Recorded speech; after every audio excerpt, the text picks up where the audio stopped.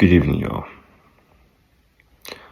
It is 2:05 on April 29th. It's a Tuesday morning. I just watched a few videos on the TikTok.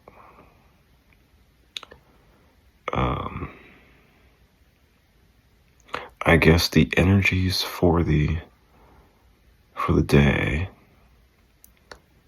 as a community, most folks are depressed today.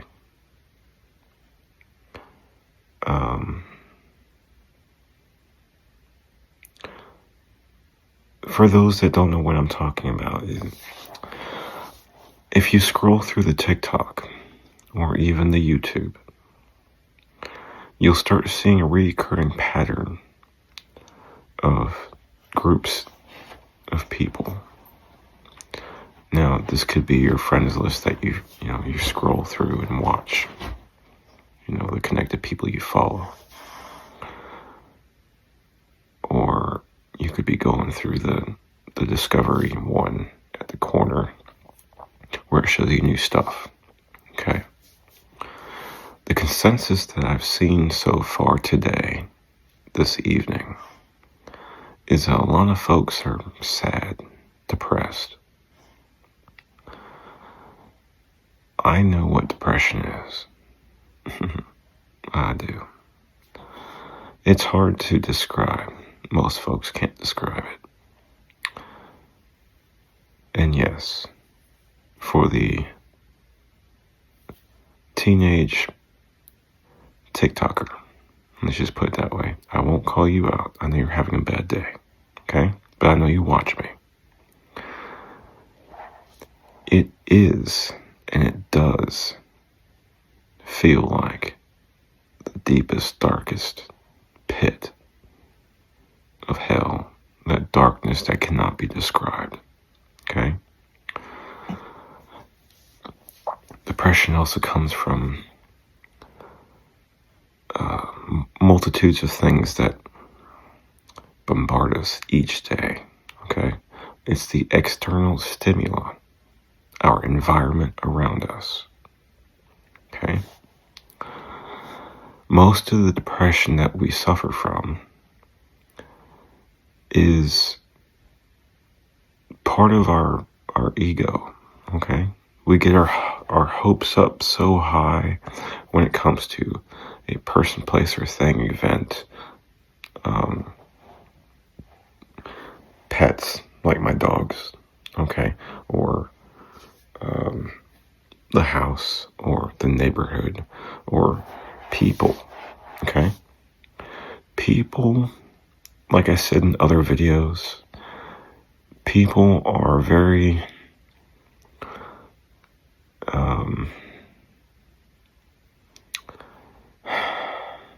for me, people are hard to trust because everybody has their own agenda. Okay? Now, as a teen, young adult, actually, let's go further back, even adolescent, the time period before teenage, okay?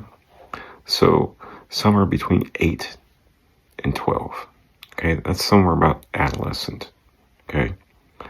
Before that, elementary level, we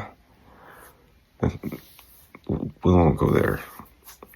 Not in this video.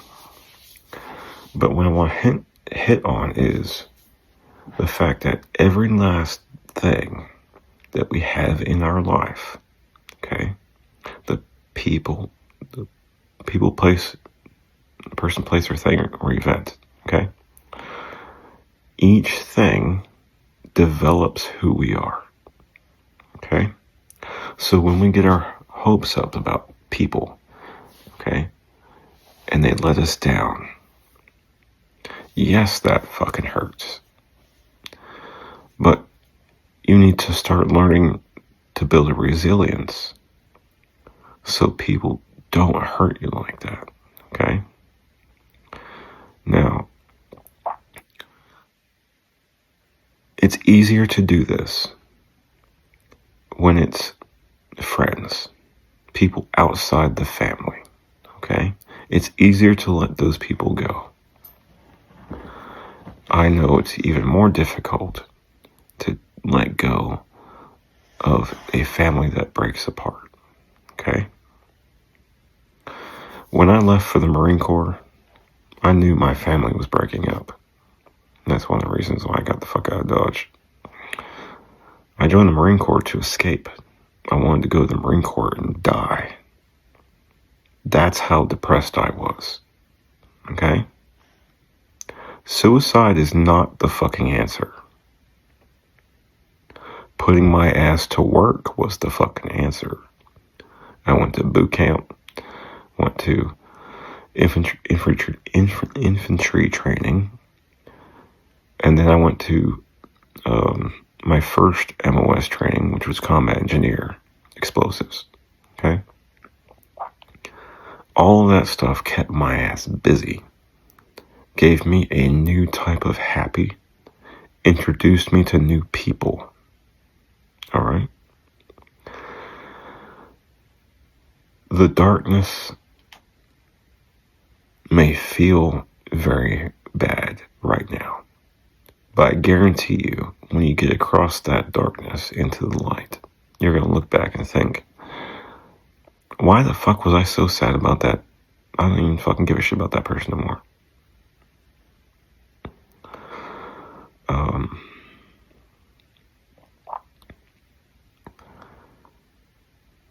And there's different types of mix of emotions when it comes to different things, okay? For me, I'm an animal person. So if I ever lost Shadow or Shine, I would flip out as if it was one of my kids. And if I lost one of my kids to a fatal accident, or one of my kids was violated in some way, again, I would flip the fuck out. These are emotional reactions to loss, okay? Now, my emotional reaction to the loss of my elders was different. I knew they were old. I knew it was their time. And a part of me had already let go of them because at the very end, they changed so much that wasn't my grandpa or my grandma. Not in the way that I remember. And I had let go. I was grieving before she and he ever left.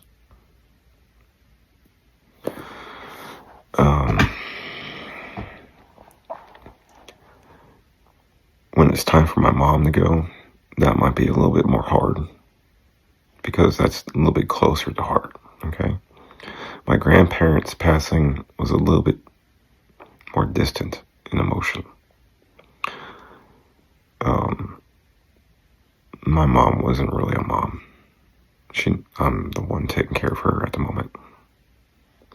She's only 64, 20 years older than me. And she acts like she's 80-something. And then sometimes she acts like she's y'all's age. I ain't kidding. Okay?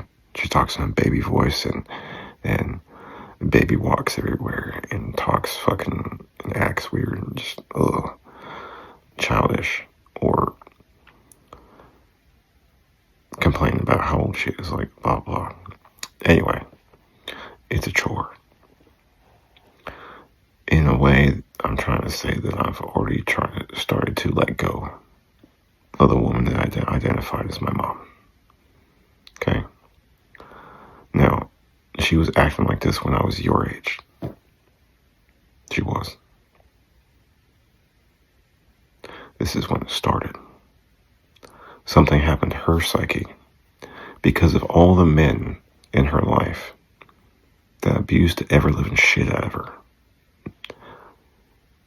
Several narcissists would fuck with her head daily, verbally and physically abuse her. And us kids, it was pretty bad. So basically, every man that she's ever been with has abused the shit out of her. And then she had other health issues that made it worse. Okay? So a part of me has already let go of the woman I identified as my mom years ago when I was a kid, when I was your age. Okay? I left for the Marine Corps. I came back, and everybody was different. It was fucking strange. It's like I left and came back into a different dimension where everybody's just a slightly different. You should go check out that older show called Sliders, where they jump through a portal and they go to the next world, and everything would look the same, but something might have been changed. Like the first episode showed, red light means go, green light means stop. So things like that were backwards. Okay? That's how it felt when I came back from the Marine Corps. And when I came back from the Marine Corps, I had come back from Iraq at that point. Okay? Before Iraq was Afghanistan. So I was already pretty fucked up. And I have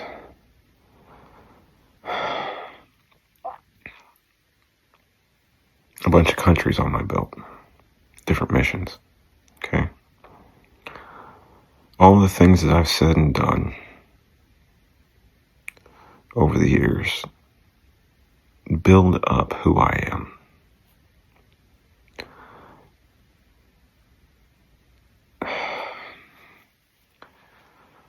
And every little tidbit of our experiences give us anxieties, worries, depressions. Okay?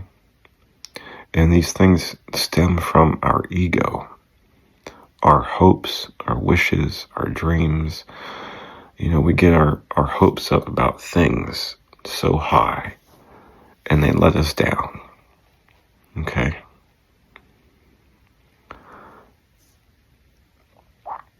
I've had to learn in my life to experience the world around me in a emotionally distant way where I can still enjoy myself, be polite with people, and, you know, be kind to them, and basically make them feel like I'm enjoying my time with them. But when it's time to go home, I don't think about them. I don't hope that they think I'm cool or something. No. I am me, I am proud of who I am, and I don't give a flying fuck what people have to say about it. People think I'm prideful. I've looked up the word prideful, and many people have a different definition of what they think prideful means. Okay? People like to think I'm arrogant or egotistical, or I've even been accused of being narcissistic because I am emotionally distant to some people, and I treat them as if they are my subordinate. I do. They don't like it. It's because I've already experienced people or scenarios like that already. So it's a subconscious trigger to protect myself. So I don't get hurt by this situation or person, place, or thing. Okay? Now, as a teen or a teen going into young adulthood, okay? You kids are all about the same age, I think.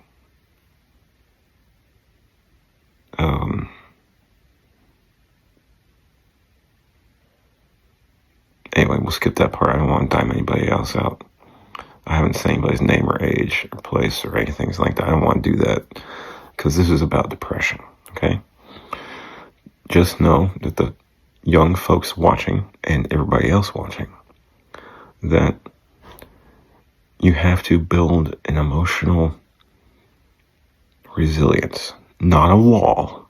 Do not build a fucking wall to hide behind. Okay? That creates more mental health issues. Okay? You have to hold people at a distance, especially when you first meet them. Okay? And as a teen or young adult, when you're dating, you have to always keep in mind that the person that you're dating may be looking elsewhere. Okay? Y'all are young. Okay? Now, in most cases, it's a monogamous relationship. Okay?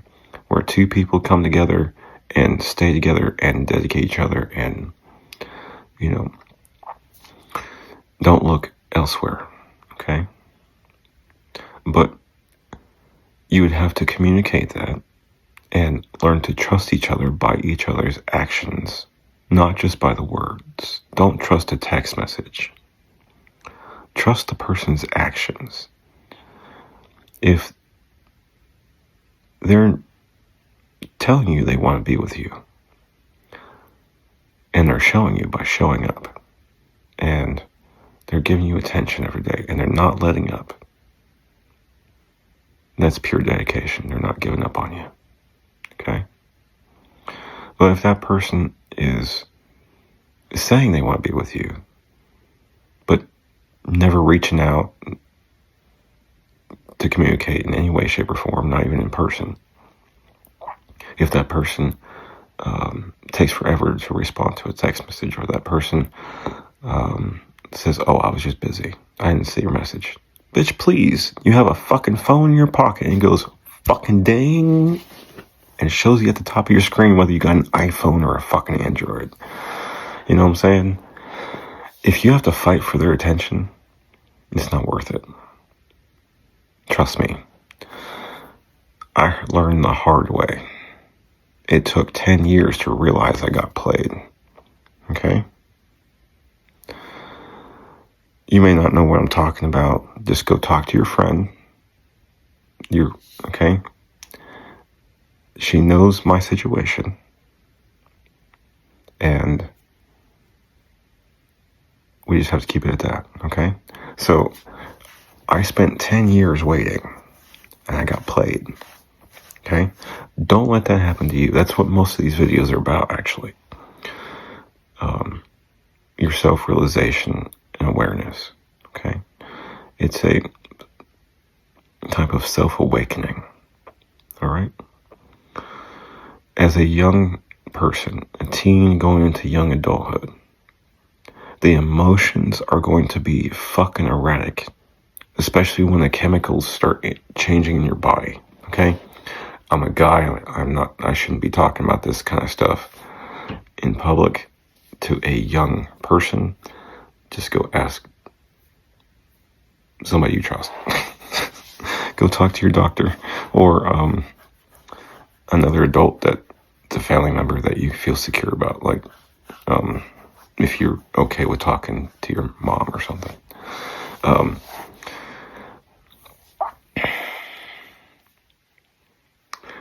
The chemicals in your body will fuck with your brain, okay? Every last thing we do, everything we drink, eat, put on our body, wash our hair with, or wash our face with, and put on our skin, everything that we consume fucks with our head. That includes the music and the TV and TV shows, movies, and music. Okay? Now, my example with this is, if you go onto Pandora and you look up a song, then go look up the same song without the words. Okay? You will get an emotional response that is completely different. The words in the music, and no words, and just the background music. Okay? There's a lot of evil out there that use music to distort reality, to distort young folks into believing certain things and to behaving certain ways.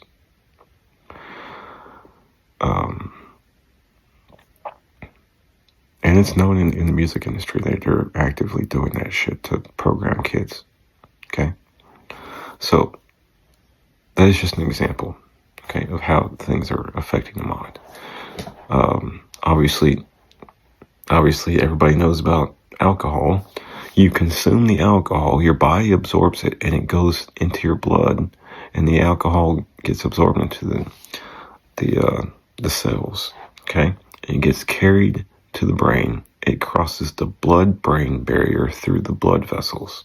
Okay, that alcohol distorts your thoughts, your reactions, your ability to think straight. Okay, cannabis does something similar, but not the same. Fuck no, not the same.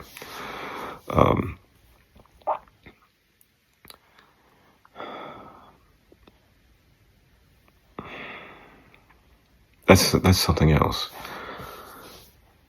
As a teen and young adult, I cannot stress this enough. Stop drinking alcohol now. Never touch it again. Okay? I don't care if you smoke pot. Stay away from the extracts of cannabis.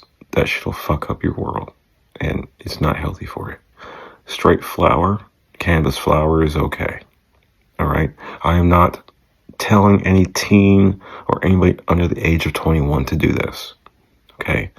I am simply making an observation of my own body. I would highly recommend anybody to stop drinking alcohol. Period. The reason being is that I found lots of studies, lots of research, and I've done the research myself. Alcohol is literally the drug. Okay? Alcohol is literally a chemical compound. Alcohol is literally the narcotic. Because a narcotic is described as a chemical compound derived from laboratory means and or process. Well, distilling is a laboratory process. And to do that, you have to have the means, the equipment, okay, and the knowledge. Okay?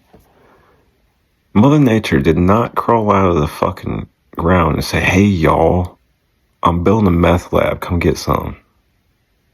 She didn't do that shit. She grew plants that have a purpose. Okay? And the cannabis plant is very universal and it has very unique properties. And yes, people abuse it and get utterly fucking stoned off of it. Well, at the same time, it's actually building brain cells. It's actually helping to build blood cells because it's making your chemical process in your body heal, process things, and the healing process is to reproduce the cells of the body. Okay? It encourages the body to heal. Alright? Now, if you smoke too much of the wrong shit, okay, you have indica and sativa and hybrid. You gotta be careful. Young folks and other people my age that have mental health issues should never, ever smoke sativa cannabis. Okay? That's a head high. It'll make you stuck in your head, make you think, and make you depressed, and make you start crying and think about all the fucking stupid shit. Okay? Indica is more of a couch lock. It makes you giggly, chills you out, slows you down. Okay? Sativa makes you active. Okay? A hybrid can be swaying either way, but you would still have both effects. So you gotta be careful what you're smoking. Alright?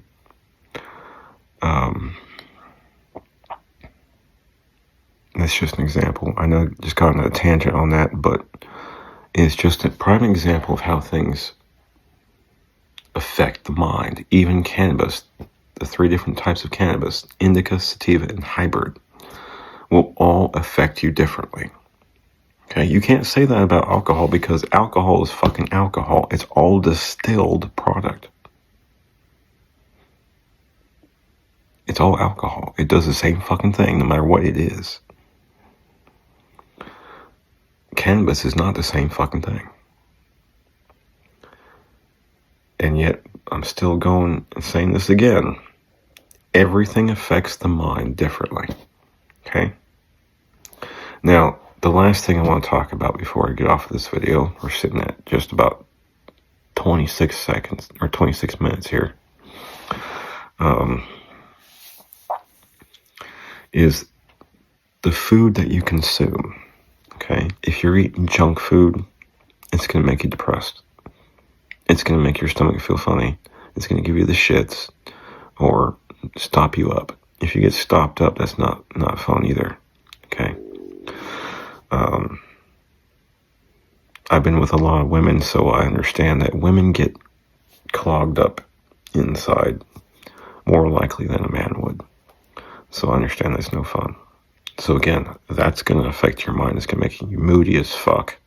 This grumpy and And then you got the lady thing. You know, you all are grown up and your chemicals are all, your chemistry is all fucked up. Okay? That's another moody thing. I've got two sisters. I've been with tons of different women, and there's that experience. I witness the emotional roller coaster of teenage to mature adulthood. Okay, I'm 44, so I've been around for a while and seen enough women and the way they behave. Same goes with men. I've been around enough boys and men to understand that when you're growing up, your chemistry is fucking crazy. Young men, you gotta control yourself. You do. You will sway between being the horniest fucking dog on the street to the most riled up motherfucker that's gonna beat up the biggest fucking bully in town. That your emotions are gonna go that fucking crazy within seconds. You gotta learn how to hone your energy and keep it focused. Like I said moments ago, going to work kept my ass busy. It kept me focused on something. So no matter if you are a young boy or girl, teen, or young adult, boy, young man or young lady, keep yourself busy with something positive, a positive reinforcement, like a job. Okay? And don't think of your job as a grueling task. Fast food is a grueling task. I never want to fucking do that shit again, but I will fucking do it if I can get some scratch in my pocket. That's a last resort, though.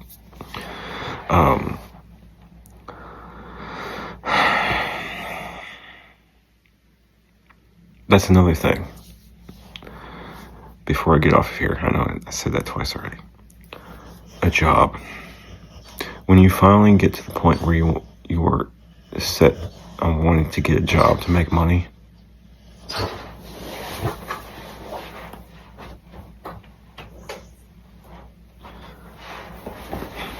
puppy was having a nightmare. When you get to a point where you're wanting to make money seriously, okay, you have to find something that you seriously love to do. Okay, it can start as a hobby. She's still dreaming. Here's something to make you feel better.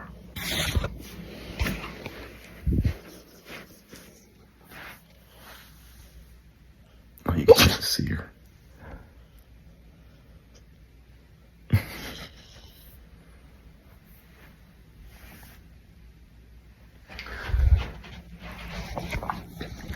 I will review the footage. I can't see. It's too dark over there. Anyway, she's laying on her back with her paws up and just kind of woofing in her dream.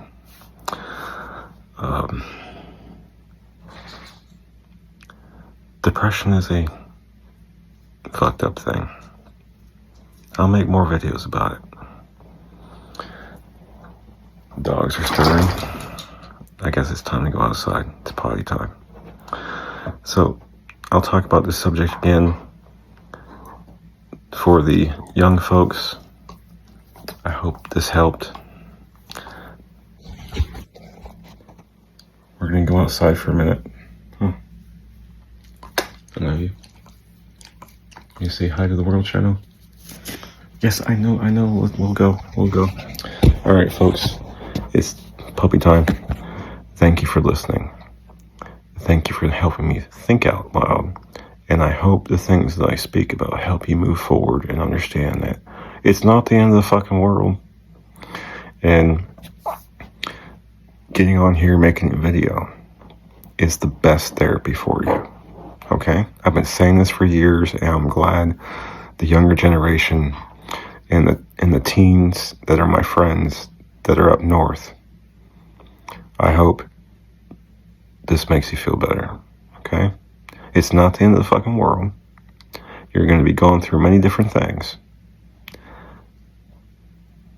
And you're going to find that you grow and become stronger and confident and competent in everything you do in life. Okay? Have a beautiful night, folks. And thank you again.